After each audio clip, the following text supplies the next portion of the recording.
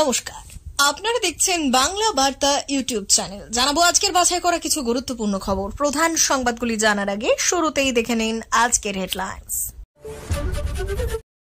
নবান্নে মমতার সঙ্গে বৈঠক নীতিশ তেজস্বীর, কতটা দানা বাঁধবে বিরোধী জোট? সংঘের প্রশিক্ষণ শিবিরে হিন্দু জনসংখ্যা নিয়ে উদ্বেগ প্রকাশ শুভেন্দুর, প্রশ্ন উঠল পদ্মের প্রার্থী বাছাই নিয়ে। মুসলমানদের থেকে কোনো বিপদ নেই, হিন্দুদের জন্য এই দুই ব্যক্তির সব থেকে বেশি বিপজ্জনক। হিমন্ত বললেন কারা ডেঞ্জার। ঘুষ থেকে ফাঁকিবাজি, সরকারি অফিসের ঘুণ সারাতে পৃথক এজেন্সি তৈরির ইঙ্গিত মুখ্যমন্ত্রীর। ওরা নকশাল, জোর করে যাদবপুরে ঢুকতে চাইল এবিভিপি, চিনল এসএফআই পতাকা। কেন্দ্রীয় কর্মচারীদের জন্য 2 মাসের এরিয়ারের সঙ্গে মহাঙ্গাই ভাতা বাড়ানো হলো, জানুন কতটা বাড়বে স্যালারি। কালীঘাটি স্কাইওয়াকের উদ্বোধন কবে, জানালেন মুখ্যমন্ত্রী। সঙ্গে বেঁধে দিলেন দীঘার জগন্নাথ ধামের নিয়মও। টাকা চাওয়া বরদাস্ত নয়, শিল্প বৈঠক থেকে দলকে বার্তা মুখ্যমন্ত্রী, সতর্ক করলেন কিছু দপ্তরকেও। ট্রেন ফুল, হোলিতে ভ্রমণ চ্যালেঞ্জিং, 7 থেকে 18 মার্চ পর্যন্ত বহু ট্রেনের বুকিং বন্ধ। সক্রিয় নতুন ঝঞ্ঝা, 24 ঘন্টার মধ্যে রাজ্যে দুর্যোগ, বৃষ্টি, শিলাবৃষ্টি, ঝোড়ো হাওয়া কাঁপাবে। কি হবে কলকাতায়, আবহাওয়ার বিরাট আপডেট দিল আইএমডি। প্রিয় দর্শক, আপনি যদি আমাদের চ্যানেলে নতুন হয়ে থাকেন, আমাদের চ্যানেলটিকে সাবস্ক্রাইব করে পাশে থাকা বেল আইকনটি ক্লিক করে রাখুন পরবর্তী খবরের আপডেটগুলো সবার প্রথমে পেতে। আসছি বিস্তারিত খবরে। বাংলার মুখ্যমন্ত্রী মমতা বন্দ্যোপাধ্যায়ের সঙ্গে বিহারের মুখ্যমন্ত্রী তথা জেডিইউ প্রধান নীতিশ কুমারের বৈঠক। স্বাভাবিকভাবেই বিষয়টি নিয়ে রাজ্য তথা কেন্দ্রীয় রাজনীতিতে জোর চর্চা শুরু হয়েছে। লোকসভা নির্বাচনের 1 বছর আগে দুই অবিজেপি দলের শীর্ষ নেতৃত্বের বৈঠক নিয়ে যে চর্চা হবে, এটাই স্বাভাবিক। কিন্তু এই বৈঠকের অভিঘাত কতটা পড়বে কেন্দ্রীয় রাজনীতিতে, তা নিয়ে প্রশ্ন থাকছে। কারণ নীতিশ কুমারের বিশ্বাসযোগ্যতা নিয়ে অতীতে বারবার প্রশ্ন উঠেছে। বিহার রাজনীতি অন্যতম বর্ণময় চরিত্র নীতিশ কুমার। শুধু বিহার কেন, গোটা দেশে নীতিশকে নিয়ে চর্চা চলতেই থাকে। এক জোট থেকে অন্য জোটে যাওয়া অর্থাৎ ডিগবাজি খাওয়ার ক্ষেত্রে নীতিশ বোধ হয় বিশ্ব রেকর্ড করে ফেলেছেন। তাই নীতিশকে কটাক্ষ করে বিহারে পাল্টু মামা বলা হয়। কখন তিনি বিজেপি নেতৃত্বাধীন এনডিএ জোটে থাকেন, আবার কখন তিনি কংগ্রেস নেতৃত্বাধীন ইউপিএ জোটে থাকেন, সেটা বোধহয় নিজেও জানেন না ভালো করে। 2012 সালে নীতিশের দল জেডিইউ এনডিএ জোট ছিল, অথচ সেবার রাষ্ট্রপতি নির্বাচনে ইউপিএ সমর্থিত প্রার্থী প্রণব মুখোপাধ্যায়ের ভোট দিয়েছিল তার দল। এটাই নীতিশের গুগলি। রাজ্য বিধানসভার বিরোধী দলনেতা শুভেন্দু অধিকারী সম্প্রতি প্রকাশ্যেই বলতে শুরু করেছেন হিন্দুদের। তিনি হিন্দুদের ভোটে জিতে বিধায়ক হয়েছেন, অন্য কারো ভোটে নয়।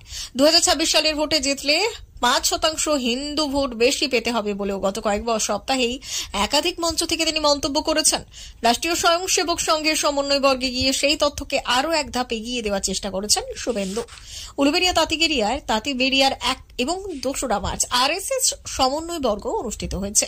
দুদিনের এই কর্মসূচি আদতে আরএসএস শীর্ষ নেতৃত্বের তত্ত্বাবধানে বিজেপি সহ প্রত্যেকটি সহযোগী সংগঠনের জন্য প্রশিক্ষণ শিবির।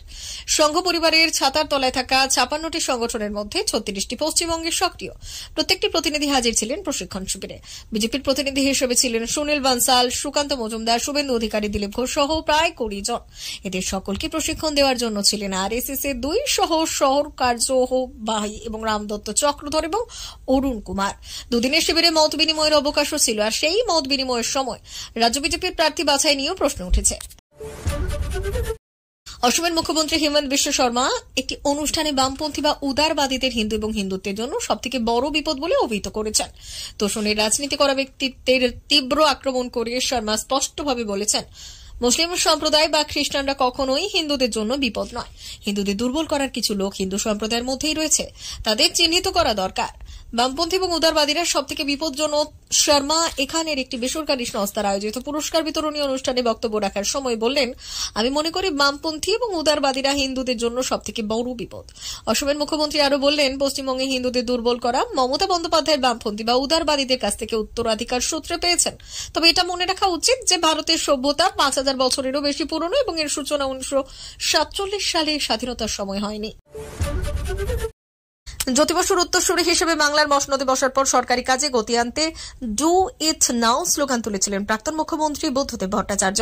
বুদ্ধবাবু চেয়ে আরও কয়েক ধাপ এগিয়ে তহতে বসা ইস্ত কলকাতা থেকে জেলা প্রশাসনিক বৈঠক সোশ্যাল মাধ্যমে লাইভ সম্প্রচার করে প্রশাসনিক কর্তাদের চাপ আরও বাড়িয়ে দিয়েছে মমতা বন্দ্যোপাধ্যায়। ক্লাসে দিদিমণি যেভাবে ছাত্রদের পড়া ধরেন একেবারে সেই স্টাইলে কর্তাদের দাঁড় করিয়ে বিভিন্ন প্রকল্পের গড়িমসি নিয়ে অতীতে তীব্র ভৎসনাও করতে দেখা গিয়েছে তাকে। ভালো কাজের ক্ষেত্রে প্রশংসাও, কিন্তু এসবের পরও এক শ্রেণীর সরকারি বাবু ফাঁকিবাজি চালিয়ে যাচ্ছেন বলে অভিযোগ ছিল। কয়েকটি বিভাগে তো আবার টাকা না দিলে নাকি কলমই সরে না। পরিস্থিতির মোকাবিলায় অদূর ভবিষ্যতে স্বতন্ত্র এজেন্সি তৈরি করতে পারে রাজ্য সরকার। সোমবার নবান্নের শিল্প সংক্রান্ত প্রশাসনিক বৈঠক থেকে তেমনই ইঙ্গিত শুনিয়েছেন খোদ রাজ্যের প্রশাসনিক প্রধান।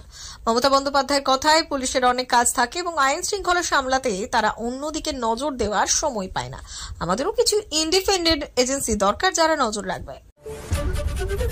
তৃণমূল দাবি করেছিল ইচ্ছে হলে 1 মিনিটে তারা যাদবপুর দখল করতে পারে, কিন্তু সোমবার সন্ধ্যায় দেখা গেল অন্য ছবি। যাদবপুর বিশ্ববিদ্যালয়ে জোর করে প্রবেশের চেষ্টা করল এবিভিপি।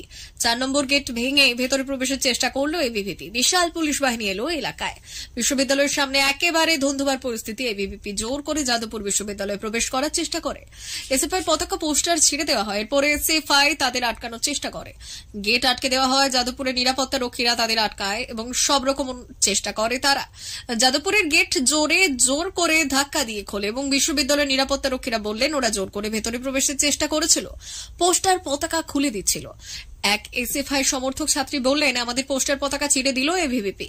এবিভিপি নেতৃত্ব জানিয়েছে যে আমরা গণতান্ত্রিক পথে আন্দোলনে নেমেছি, পুলিশ জোর করে আমাদের সরিয়ে দিয়েছে, আমরা এটা কিছুতেই মানব না। এদিকে পরিস্থিতির সামাল দিতে বিশাল পুলিশ বাহিনী এলাকায় চলে আসে।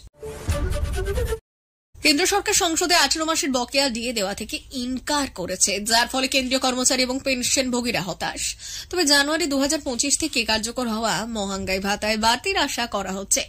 সরকার প্রতি বছরে 2 বার ডিএ এবং ডিআর সংশোধন করে, যা অখিল ভারতীয় ভোক্তা মূল্য সূচক তার ভিত্তিতেই নির্ধারিত হয়। ডি এবং ডিআর এই সংশোধনী সাধারণত জানুয়ারি এবং জুলাই করা হয় এবং এর ঘোষণা মার্চ এবং অক্টোবরের মধ্যে হয়। জানুয়ারি 2025-এ ডিএ প্রায় 3% বাড়তে পারে, কারণ জুলাই থেকে নভেম্বর 2024 পর্যন্ত এআইসিপিআই সূচক 144.5 ছিল, আর যার ফলে ডিএ স্কোর 55.05% পৌঁছেছে। তবে চূড়ান্ত সিদ্ধান্ত ডিসেম্বর 2024-এর পরিসংখ্যানের পর নেওয়া হবে। ডিএর এই বাড়তি ঘোষণা হোলি উপলক্ষে হতে পারে, যার ফলে কর্মচারীরা 2 মাসের বকেয়া বেতনও পেতে পারেন। এতে 48 লাখ কেন্দ্রীয় কর্মচারী এবং 69 লাখ পেনশনভোগী উপকৃত হবে। বহু প্রতীক্ষিত কালীঘাট স্কাই ওয়াকের উদ্বোধন দিনক্ষণ ঘোষণা করলেন মুখ্যমন্ত্রী মমতা বন্দ্যোপাধ্যায়। সোমবার নবান্নের সাংবাদিক বৈঠক থেকে তিনি জানিয়েছেন আগামী 14 এপ্রিল তিনি কালীঘাটে স্কাই ওয়াক উদ্বোধন করবেন। দক্ষিণেশ্বরের পর দক্ষিণ কলকাতায় এই মন্দিরের সঙ্গেও যুক্ত হতে চলেছে স্কাই ওয়াক।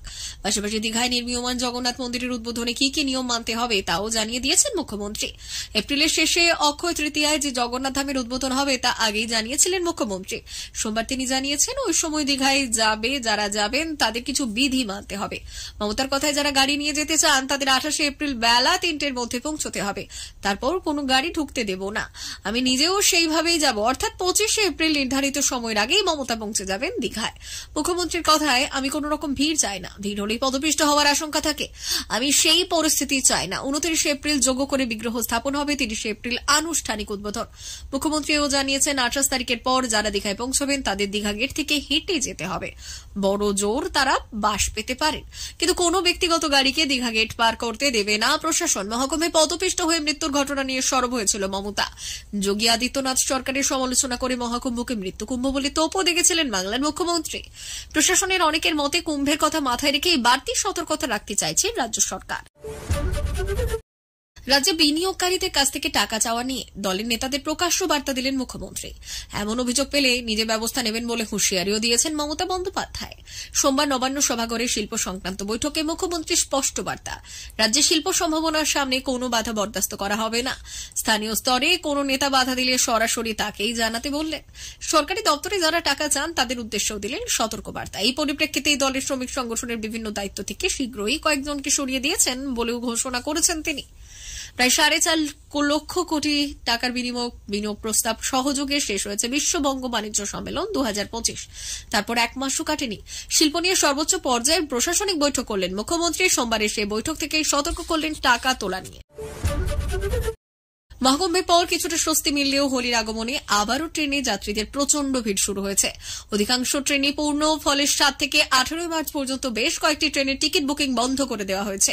হোলির জন্য বিশেষ ট্রেন কিন্তু ভাড়া বেশি, নিয়মিত ট্রেনগুলো যাত্রীতে উপচে পড়ছে, তাই হোলির স্পেশাল ট্রেন ভ্রমণের জন্য বেশি ভাড়া গুনতে হচ্ছে। ডাবল ডেকার এবং মিরাট লখনৌ বন্দে ভারত এক্সপ্রেস ব্যতীত 7 থেকে 18 মার্চের মধ্যে বেরেলি হয়ে যাওয়া কোন ট্রেনেই নিশ্চিত টিকিট পাওয়া যাচ্ছে না। হোলি 14 মার্চ, তবে তার আগে বিভিন্ন রাজ্য এবং জেলার কর্মজীবী মানুষেরা বাড়ি ফেরার জন্য ট্রেনে ভিড় করছেন, ফলে বড় ট্রেনগুলিতে লম্বা অপেক্ষা তালিকা তৈরি হয়েছে।